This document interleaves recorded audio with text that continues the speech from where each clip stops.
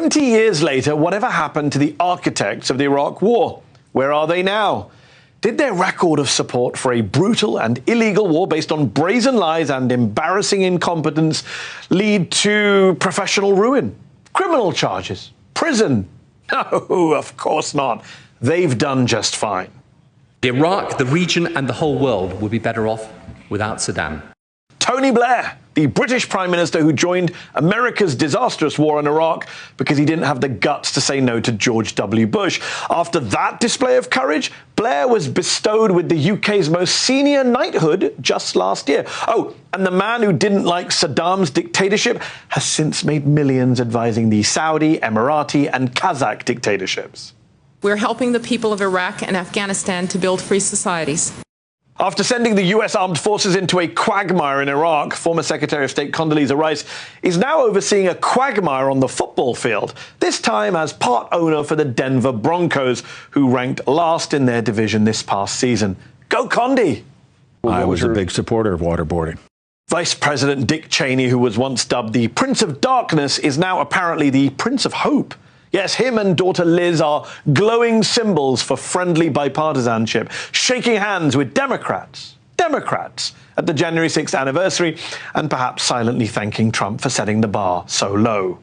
In the next weeks and months, we shall see what we shall see. Assistant Secretary of State John Bolton was a leading promoter for the war in Iraq.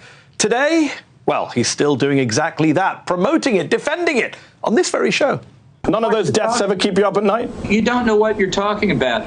The Iraq War was a brilliant military victory. The unrepentant Bolton, believe it or not, is now considering running for president. There are enormous resources available from other sources than just the American taxpayer to help the Iraqi people. Deputy Secretary of Defense Paul Wolfowitz, one of the key architects of a war that cost 40 times more than originally estimated. He went on to become, I kid you not, the president of the World Bank. That speech marked a moment where the United States really did begin to move rapidly toward a war with Iraq. Speechwriter David Frum, who coined Bush's infamous Axis of Evil line, has since managed to rebrand himself as a liberal pin-up for the anti-Trump hashtag resistance at The Atlantic magazine, where, by the way, even now he continues to write pieces defending the invasion of Iraq. Ladies and gentlemen, we got him.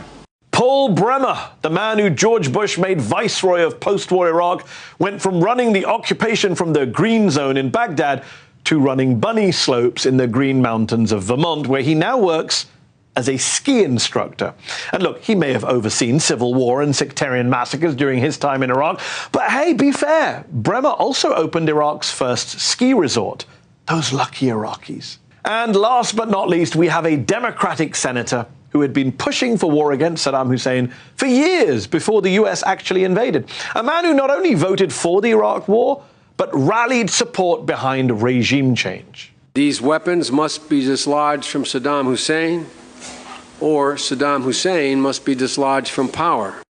Yes, that man, the senator from Delaware who chaired the Foreign Relations Committee. Well, he went on to become the 46th president of the United States. Yes, dear viewer, the Iraq war hawks, the architects, the people who voted for it, whether Republican or Democrat, whether American or British, they all failed up.